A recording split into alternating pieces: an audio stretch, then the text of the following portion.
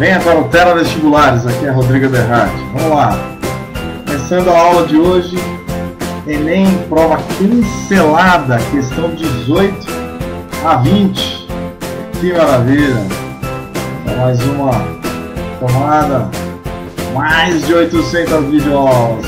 Número 1, Enem, www.telavestibulares.com.br. Vamos começar então a nossa análise, questão número 18. Vamos lá, começamos então, que a gente viu aqui, questão 18 até a 20, com o Rodrigo Berhardt, aqui quem fala. Tudo bem com vocês? Tudo jóia? Tudo bom? Bom, nessa aula agora a gente vai ver a interação com a energia, a gente vai ver, vamos ver também genética. Deixa eu ver se é genética. Vamos ver radioatividade, perdão. Genética foi na outra aula. E veremos também um pouco de genética, dentro do que eu falei sim, biologia celular. Então vamos lá. Estava certo, eu falei certo. Então, ó, questão 18. O lixo radioativo ou nuclear é resultado da manipulação de materiais radioativos utilizados hoje na agricultura, na indústria, na medicina, em pesquisas científicas, na produção de energia, etc.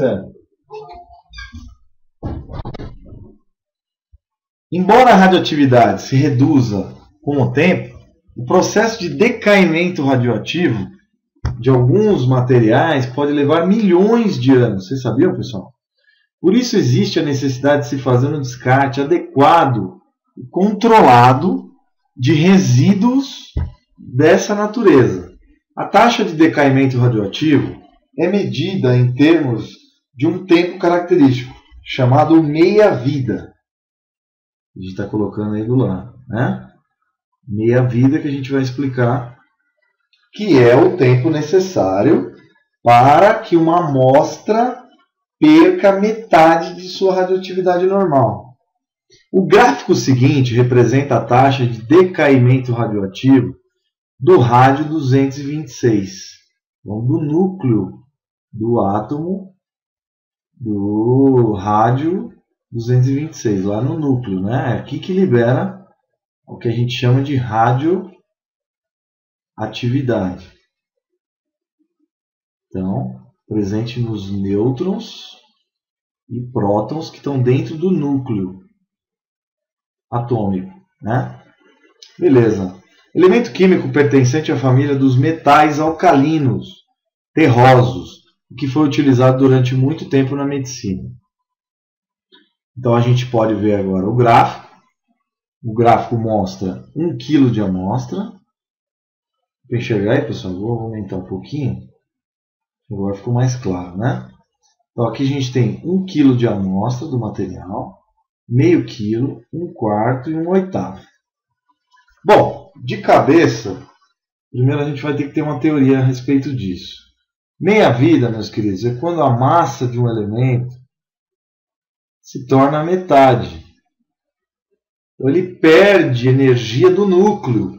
Os átomos são feitos de nêutrons, prótons e elétrons que ficam correndo muito rápido em volta do núcleo, não é?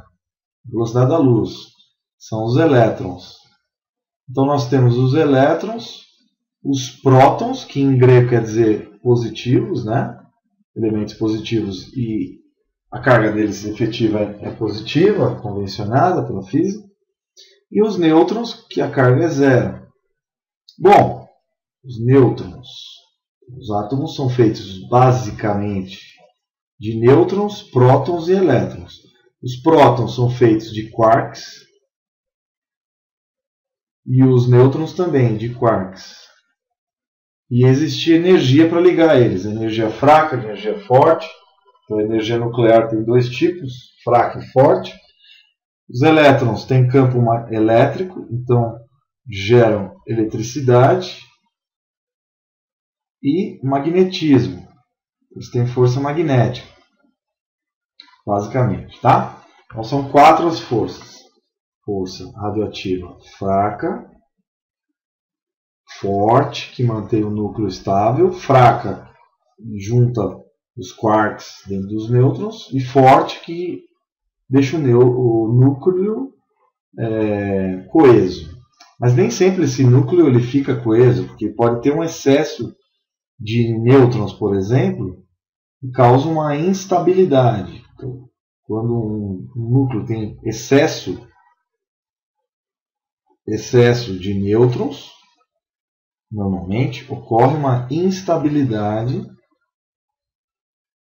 E pela lei da conservação de massa, como essa energia tem que se conservar, eles eliminam essa energia para o átomo não explodir. Então gera-se radioatividade, que foi vista por Curie no começo do século XX, ganhou o prêmio Nobel, Marie Curie, na França, e Pierre Curie, ganharam o prêmio Nobel analisando o polônio, né? E o rádio, por isso a radioatividade, por isso não. Bom, então metade da amostra está muito claro. Qual seria a meia-vida? Está aqui, ó. Acabou, meio quilo. Não tem o que falar. Meio quilo está aqui, ó, meia-vida. Muito fácil. Então, em anos, seria quantos anos necessários? 1620 anos, tá? O gráfico é seu guia, aqui no caso. A gente não vai gravar isso de cabeça, tá? O césio, por exemplo, aquele material que teve um acidente, o césio 137, a sua meia-vida de aproximadamente 30 anos. Um exemplo prático, tá? Então a meia-vida do rádio 226 é de 1620 anos. Então, com essa informação, vamos checar as outras informações. As informações fornecidas mostram que... Então, vamos lá. Quanto maior é a meia-vida de uma substância, mais rápido ela se desintegra? Não. Se eu comparei o césio 137 e falei que a meia-vida dele, se tiver 1 kg de amostra aqui, quanto a gente vai ter em 30 anos? Meio quilo. A partir de 30 anos. Mais 30 anos. O que a gente vai ter? Fácil, não? Matemática. A gente vai ter a metade de meio quilo, que vai ser o quê? 250 gramas. 0,250 quilogramas. Passados 30 anos, mais 30 anos. 0,125 quilogramas. E assim sucessivamente, ó. Mais 30 anos. Vamos ter 0,065, tá? Quilogramas. E aí mais 30 anos. Então, a gente vai ter metade disso. E aí vai. Metade do anterior, tá? E assim sucessivamente. Mas aqui no caso, 1620 anos é muito maior do que 30 anos, concordam? Então quem vai se desintegrar mais rápido? O césio 137. Eu pergunto a vocês. Tudo bem? Qual que vai se desintegrar mais rápido? O césio ou o rádio? Claro que é o rádio. Então ele vai se desintegrar muito mais lentamente e o césio muito mais rapidamente. Tá certo? A taxa de desintegração tem a ver com o decaimento radioativo da energia contida no núcleo atômico. Tá bom? Então, de maneira que é lógica, né? Então, a A está errada. Menos rápido é o desintegra. B. Apenas 1/8 de uma amostra de rádio 226 terá decaído ao final de 4.860 anos. Não. Só vai sobrar 1/8. Então vai ser 7/8. 7/8 mais 1/8, 8/8. Então, ó, se decaiu 1/8, né? Apenas 1/8 da amostra, vai ter passado 7/8. Mais ou menos 90%, tá? Então, tá errado aqui. No final de 4.800 anos. Então, ó, apenas 1/8 de uma amostra de rádio terá decaído ao final de 4.860 anos. Não. Ele coloca um oitavo da amostra, né? Então, quando tiver só um oitavo da amostra, terá decaído ao final de 4.800 anos. Mas não é decaído. Aqui decaíram 7 oitavos. Só sobrou um oitavo. Lógico. C. Metade da quantidade original de rádio 226 ao final de 3.200. Então não é metade. Ó. Aqui não é metade. Aqui é um quarto. Ó.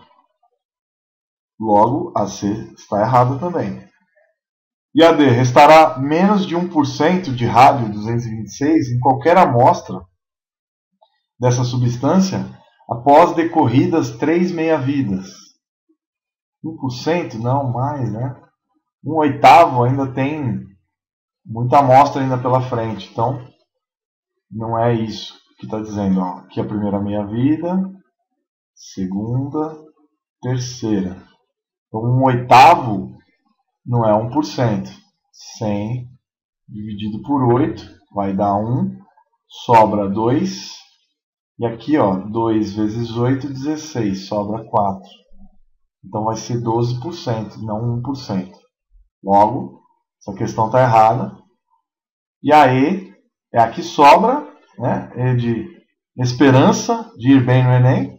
A amostra de rádio 226 diminui sua quantidade pela metade a cada intervalo de 1.620 anos, devido à desintegração radioativa, chamada meia-vida. Então, a meia-vida é a metade da amostra original que decai num determinado tempo. Então tá aí. Um grande abraço a todos. Bom, para terminar então essa análise, a gente vai agora para a questão 19. A energia geotérmica tem sua origem no núcleo derretido da Terra, onde as temperaturas atingem 4.000 graus Celsius. No magma, né, da Terra, interior da Terra. Essa energia, primeiramente, produzida pela decomposição de materiais radioativos dentro do planeta, em fontes geotérmicas, como se fossem espinhas que ficam na crosta terrestre, né? E aí o magma sai ou esquenta a água e a água solta vapores, né? Geysers ou vapores mesmo. É aquecida pelas rochas ao redor e fica submetida a altas pressões, podendo atingir temperaturas de até 370 graus Celsius. Então a água aprisionada em reservatórios subterrâneos é aquecida até 370 graus Celsius, sem entrar em ebulição. Ao ser liberada na atmosfera, a pressão do ambiente ela se vaporiza e se resfria, formando fontes ou geysers. Os vapores de poços geotérmicos é separado da água e é utilizado no funcionamento de turbinas para a geração de eletricidade. A eletricidade, a água quente, pode ser utilizada para aquecimento direto ou em usinas de dessalinização. Então, Hirsch, Rogers, energia e meio ambiente. Então, esse texto do Enem está mostrando para vocês aqui, mostra uma usina geotérmica na Islândia, né? O calor do magma da Terra, aqui o magma, ele esquenta então fontes de água e gera vapor para movimentar então os geradores que vão fazer a indução eletromagnética, formação da energia elétrica. Bom, na continuação aqui, agora a gente vai analisar a questão. Sobre o aspecto da conversão de energia, as usinas geotérmicas transformam calor, movimento da água, em energia elétrica. E é isso que vai acontecer então. Então o calor do interior da Terra vai fazer com que a água se movimente rapidamente, girando um gerador, que aí vai gerar calor. Então o calor do interior da Terra vai criar energia cinética de movimento, junto com a energia mecânica, para girar os geradores e fazer então a indução eletromagnética. E aí ocorre então a formação de energia elétrica por indução eletromagnética. Se você tem um ímã que é percorrido por um ímã que tem uma variação de posição e uma corrente circular dentro dela, essa variação então do campo magnético gera uma corrente elétrica, que é então levada até as casas e as indústrias e as ruas em geral, onde precisar de energia elétrica. E a resposta aqui, no caso, então, seria a resposta letra D. Assemelham-se as usinas nucleares no que diz respeito à conversão de energia térmica em cinética, depois em energia elétrica. Então, o calor, que é energia térmica, ele vai gerar energia cinética de movimento, que vai girar os geradores para a formação então de energia elétrica. Ah, por que está errado?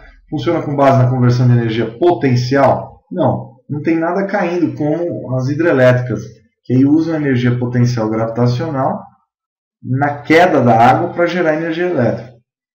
Essa energia cinética é transformada em energia elétrica. E a B?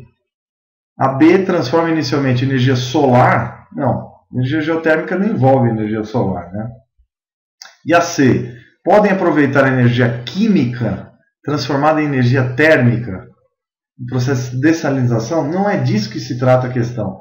Está falando das usinas geotérmicas. E utilizam a mesma fonte primária de energia que as usinas nucleares, sendo, portanto, semelhantes os riscos decorrentes. Não. Nas usinas geotérmicas, o risco de radioatividade é praticamente zero. Existe um pouco de radiação de fundo, que a gente fala na Terra, mas é uma radiação suportável. O problema é as usinas nucleares, elas podem liberar grandes quantidades de radiação que podem interferir na vida e nos seres vivos em geral, causando mutações genéticas que inviabilizam a vida, né? Então aqui a questão correta é D. E por último, a questão 20, que é uma questão mais elaborada, uma questão de biologia celular, que vai falar quando adquirimos frutas no comércio, observamos com mais frequência frutas sem ou com sementes, com poucas sementes. Essas frutas têm grande apelo comercial e são preferidas por uma parcela cada vez maior da população. Em plantas que normalmente são diploides, o que é isso, hein, pessoal? Diploides, que ela tem um conjunto só de cromossomos. N é o número de como eu falo em aula, né? Cromoéramos, não, cromossomos, que são pedaços de DNA que ficam dentro das células. E esses pedaços, vamos dizer assim, em forma de X, que dão todas as características genéticas dos seres vivos, né? Então, quando um ser vivo é um N, ele é haploide, então ele tem um conjunto só de cromossomos. 2N, dois conjuntos, 3N, triploide, 4N, tetraploide. O café, por exemplo, ele tem 4 conjuntos de cromossomos, que é o coffee arábica, que se misturou com o coffee somaliano, né? Que são 2 amostras de café que se juntaram, eram 2N de um lado e 2N de outro. Então o café ele é um híbrido, né? Esse café que a gente toma no dia a dia. Isto é, completando aqui a questão, apresentam 2 cromossomos de cada par. Uma das maneiras de produzir frutas sem sementes é gerar plantas com uma ploidia diferente de 2, geralmente triploide. Uma das características de produção dessas plantas triploides é a geração de uma planta tetraploide com 4 conjuntos de cromossomos. Então, essa planta ela tem, se tiver 20 cromossomos na espécie, ela vai ter 80, né? A triploide 60 e assim por diante, com os 4 conjuntos de cromossomos, que produz gametas diploides, promove a produção dessa planta com uma planta diploide normal. A planta triploide, ou seja, 3N, oriunda desse cruzamento, apresentará uma grande dificuldade de gerar gametas viáveis. Gametas são células reprodutivas, óvulos e pólen, no caso das plantas, né? Tubo polínico, são células reprodutivas. No caso 3N, é muito difícil dividir 3 na natureza. Ou vai ficar 2 de um lado e 1 do outro. Então, podendo ocorrer uma segregação de cromossomos na meiose 1, é aleatória e independente. Espera-se que... A gente vai dar uma olhada agora o que é meiose. Meiose, quando você tem uma célula 2N, ela se duplica formando uma célula 4N. e se divide em duas células diploides, e depois essas células sofrem uma redução no número de cromossomos, gerando então células haploides, ou seja, com um conjunto de cromossomos, tá? Como o óvulo e o espermatozoide. Aqui no caso são plantas, então óvulo e pólen, ou as células precursoras do tubo polínico, né? E aí, por lógica, se a gente comparar a meiose normal, que é uma célula 2N, que vai formar 4 células N, ou seja, 4 células com um conjunto de cromossomos só. Ela se duplica inicialmente e se divide, né, em 4 células N. Aqui no caso da triploide, ela tem 1, 2, 3 conjuntos de cromossomos.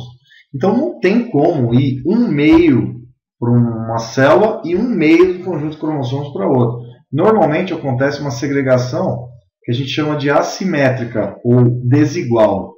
E essa desigualdade, essa divisão desigual, vai formar então zigotos haploides, então células haploides e células diploides. É isso que a questão ela se refere, né? Então agora a gente é só adaptar o que eles pediram, né? Os gametas gerados são diploides? Não. Os gametas gerados por um triploide vão ser um haploide e o outro 2N. Diploide. Então A está errado. B. As cromátides irmãs sejam separadas ao final desse evento. Sem dúvida que são, né? Um cromossomo ele é formado por um centrômero, que é como se fosse um botão de uma camisa, uma proteína que segura os 2 pedaços de DNA, de um lado uma cromátide e de outro uma outra cromátide. Tá? Então o cromossomo ele é constituído de 2 cromátides. Normalmente a gente vê o desenho dessa forma, como se fosse um fio de telefone enrolado, né, num botão, assim que a gente fala em biologia, para ficar mais fácil você entender. Então você tem ali um X, né, com o DNA enroladinho. Cada parte desses braços são chamados de cromátides. Mas, no caso da célula 3N, a gente não tem as cromátides separadas ao final do processo. Então a gente vai ter um cromossomo íntegro lá. E aí que está o problema, tá? Nesse caso aqui. Beleza? Não é isso que vai definir a questão também. Então, grande dificuldade de gerar gametas viáveis. Por quê? Se o número de cromossomos encontrados no gameta seja 23, não importa o número. Né? Pode ser 46, 89, qualquer número. O problema não é numérico. O problema numérico é, no caso, no conjunto de cromossomos. Então, não é só quando for 23. Aqui é o caso humano. O Homo sapiens, nossa espécie, tem 23 cromossomos no óvulo e 23 cromossomos no espermatozoide. Então, quando ocorre a fecundação, ocorre a soma desses dois conjuntos cromossômicos, formando então 46 cromossomos. Mas não é isso que a questão se refere, né? Nós somos 2N, então não entramos nesse exemplo. D. Um cromossomo de cada par seja direcionado para uma célula filha. Se fosse assim, estaria correto. Não teria inviabilidade, nenhum problema na formação desse gameta. Aqui ele está dizendo que existe uma grande dificuldade de gerar gametas viáveis. E a última que sobrou, que é E, que é a resposta, ela é completa a resposta. Veja, um gameta, que é uma célula reprodutiva, raramente terá o número correto de cromossomos da espécie, gerando então um anômalo, uma anomalia genética, tá? Que vai acarretar na má formação da futura planta e não formação de uma planta completa, tá bom? Normalmente seria haploide e esse gameta ele é diploide. Ele forma então uma aberração cromossômica, que a gente chama, né? Uma anomalia cromossômica, tá bom? Espero que vocês tenham gostado. Agora uma visão geral da aula de hoje. Vimos então radioatividade, vimos a formação de energia geotérmica comparada com a energia nuclear e vimos a biologia celular, como se dá a divisão celular, tá bom? Depois a gente vai revisar mais isso em outras aulas. Espero que vocês tenham gostado mais uma videoaula. E mandem dúvidas, mandem e-mail. A gente está sempre disponível a tirar qualquer dúvida a respeito desses assuntos, tá bom? Grande abraço a todos, estudem bastante. Isso é só uma resolução misturada com aula. Então, um grande abraço, até as próximas aulas. Tchau, tchau.